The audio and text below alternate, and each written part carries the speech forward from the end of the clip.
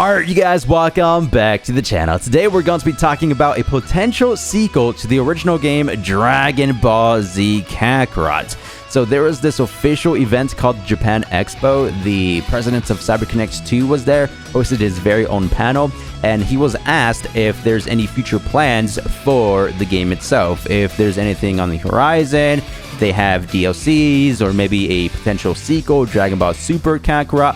We'll go ahead and break all that down. And also, apparently we have a small leak in regards to this discussion. When we get over to the leaked part of today's video, do take everything with the smallest grain of salt, just because leaks could be iffy. It's not 100% confirmed coming from the developers or any publishers, right?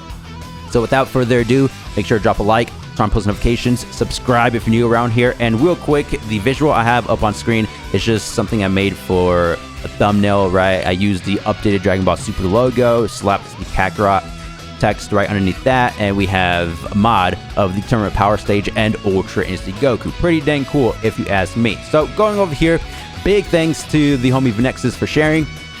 At Japan Expo, CyberConnect 2 President Hiroshi Matsuyama addressed the possibility of a Dragon Ball Z Kakarot sequel.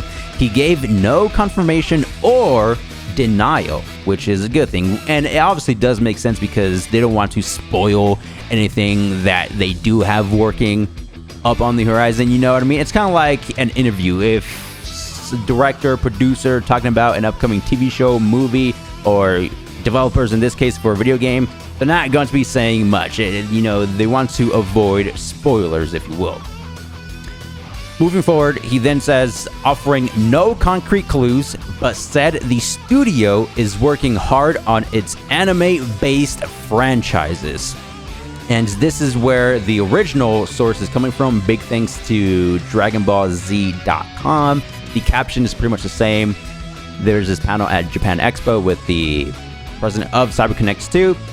When asked whether they plan to release a DBZ Kakarot 2, which could be called that, or I would like it to be called Dragon Ball Super Kakarot, he remained very evasive, neither saying yes nor no. So no info or even the smallest hint at all. He just said they're working, again, hard on their anime licenses. So that's the only confirmed info that we got from the potential Dragon Ball Z Kakarot 2 question, that they're currently working on their anime-based video games, which is pretty dang evident if you ask me. That's what they do. The Naruto Storm series, Kakarot's other anime games such as JoJo's Bizarre Adventure. I think their next one is going to be a continuation of the Dot Hack series, which is not necessarily based off any anime show, but it's kind of like anime-esque themed, correct? Now, the reason why I think a sequel to original DBZ Kakarot would be great, because they could just focus on the actual Dragon Ball Super story, taking elements from the anime, the movies, or even the manga, whatever it may be, because DBZ Kakarot obviously just retold from the Raditz saga, Sand saga, up to the Majin Buu saga. Then they pumped out DLCs, covered the 23rd World Tournament arc from the end of original Dragon Ball. You know, we got the TV specials, History of Trunks, Bardock, the end of the Z saga, which is kind of strange how that wasn't already implemented in the original game. But with a potential Dragon Ball Super, they can start things off within the Battle of Gods era. I know we technically already have the Battle of Gods saga and Resurrection of F saga in DBZ Kakarot. There was actually the first two DLCs, 1 and 2, correct? But they weren't accurate to the actual source material. CyberConnect 2 kind of did their own thing. Now, the plot was still there. We got the Super Saiyan God transformations with Beerus. They even included the Super Saiyan God Vegeta storyline part, which was great to see. We got the attacks, animations, transformations, all that good stuff. But if they were to do an actual Dragon Ball Super Kakarot, it would just be a bit more accurate to the movie, anime, or manga. And something interesting that DBS Hype said over here, with manga elements. So I think that would be cool to have a Super Saiyan Goku Black in the Future Trunks arc, because we didn't get that in the anime. It's not necessarily in the video games, it's usually only Super Saiyan Rose, Goku Black. Just look at Sparking Zero, Xenoverse 2, Fighters, and I think even Vegeta or Goku got that mastered Super Saiyan Blue technique down, and with the Hakai Energy Blast, how he used to erase half of Zamasu or whatever it may be.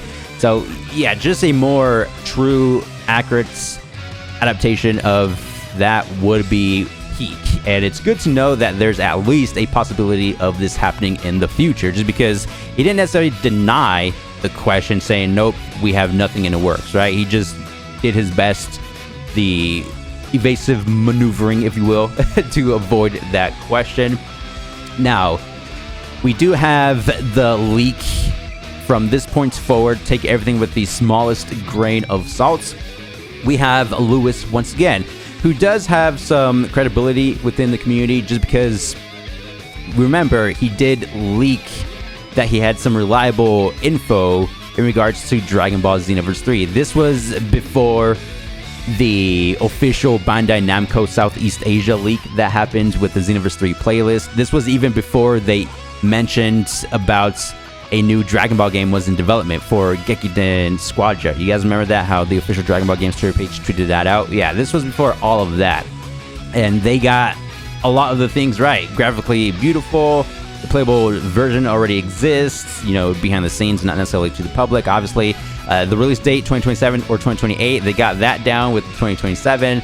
Definitely in development, which has been confirmed 6 to 7 years. Numerous delays and some aspects have been completely redone from scratch, which you can tell visually.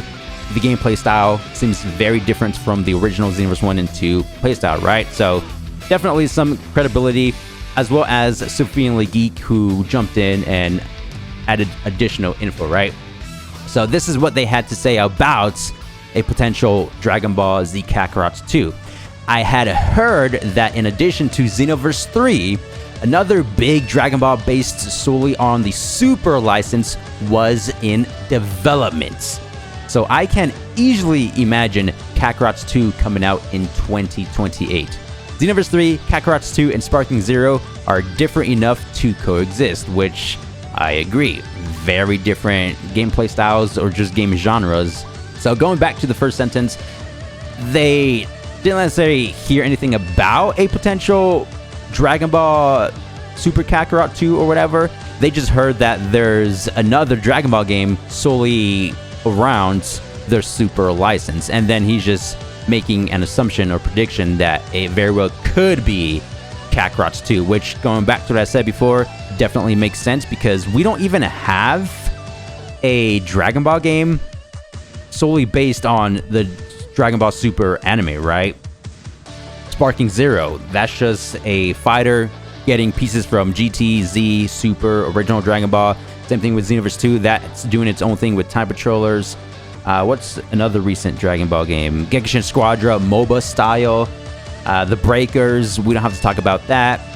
You know, Kakarot was the only game that was purely retelling the Z story in a video game format. So if they heard something about a Super video game, then yes, I could also imagine it being a Dragon Ball Z Kakarot 2 or a Dragon Ball Super Kakarot by CyberConnect 2. It only makes sense to me. Now, Sophian Legeek went ahead and said there will be a Kakarot 2 game, and this is in response to that Venexus tweet that we already broke down. Now, this part here, I'm not sure if Sophian is actually giving out leaked info saying, like, yes, I've seen the details, I know what's going to happen, there will be a Kakarot 2 game, or if he's kind of saying this as in, I hope there's a Kakarot 2 game. Like me, for example, with Xenoverse 3. I had no idea that it was in development. I didn't have any inside sources, but I was one of the people who had faith in the franchise, and I kept saying, yes, there probably will be a Xenoverse 3, just don't know when. You know what I mean? And I feel like that's the same vibe here. Maybe he's just saying, yes, I believe there will be a Kakarot 2, but who knows, man. The reason why I do believe that it could happen is because, remember, DBZ Kakarot did join the 10 million copies sold club. We got Fighters and Xenoverse 2. I believe they hit the 10 million mark around the same time. don't exactly remember when, but then later on, DBZ Kakarot hit that same milestone. They did this whole video premiere about it, this small trailer just saying thank you, with all the DLCs in the background. Very cool stuff. Now, the Dama DLCs was the last part of the actual game. To be fair, they never stated that they're not going to be producing any more DLCs for Kakarot. They never said it was the final season pass. You guys know for Xenoverse 2 with Future Saga Chapter 4, how they marketed it as the final DLC for the game. Yeah, they never did that for Kakarot. So there very well could be another season pass going over the original DBZ films, because they basically covered everything again in regards to that era, with the TV specials, Daima, OG Dragon Ball with the last saga. The only thing that's missing would be the original Z movies with Cooler, Broly, Bojack with Janemba, whoever else, right? So that would be nice to get all of that, because if there were to be an actual Dragon Ball Super Kakarot, it wouldn't make sense for them to do the original Z films for that game. You know what I mean? So I feel like they have to do it now before Super Kakarot does eventually drop. Now, we also have the Dragon Ball Super remake happening. They confirmed this at Genkidama Matsuri. The Battle of Gods, or Beerus remake, is going to be the first one, and then they teased the Resurrection of F remake at the end of the second trailer with Frieza. So it would just be cool to have the anime or remake as well as a Dragon Ball Super Kakarot coexist. Now, I don't think that's going to be happening, just because literally the Beerus anime is going to be dropping later this year.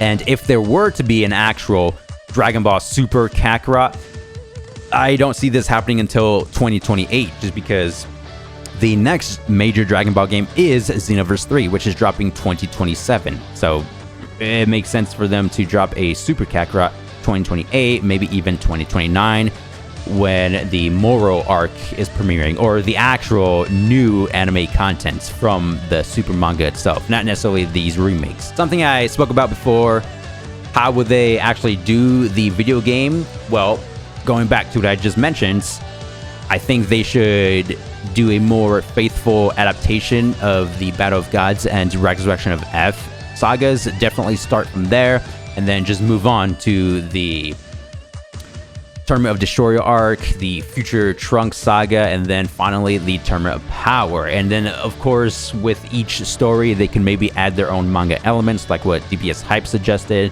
The cutscenes will go crazy just because this is a game by CyberConnect 2. A potential season pass will probably be like this. I know the DBS Broly movie and superhero movies are pretty old at this point, but at the same time, I still wouldn't think they would be included in the original game, just because, remember, they separated the end of Z Saga as DLC. That wasn't part of the original paid content, right? The vanilla story. So I feel like they'll just do the same thing with DBS Broly. They'll retell that. Then Superhero will probably be the second DLC. And then the third DLC, the Moro arc, right? I could see the DLC dropping when or after the anime has already aired, and then just move on. Granola, Frieza Black. We got Gas right there, bottom center. Now, of course, we wouldn't see those specific sagas in any Dragon Ball video game until we get the anime adaptation. So this is why I feel like a Super Kakarot will make a bit more sense if it drops 2028 or 2029 after all the sagas have already aired in anime formats. So just wanted to talk a little bit about this. Let me know down below in the comments what you guys think. This is it for today's video, and I'll see you in the next one. Thanks for watching. Peace!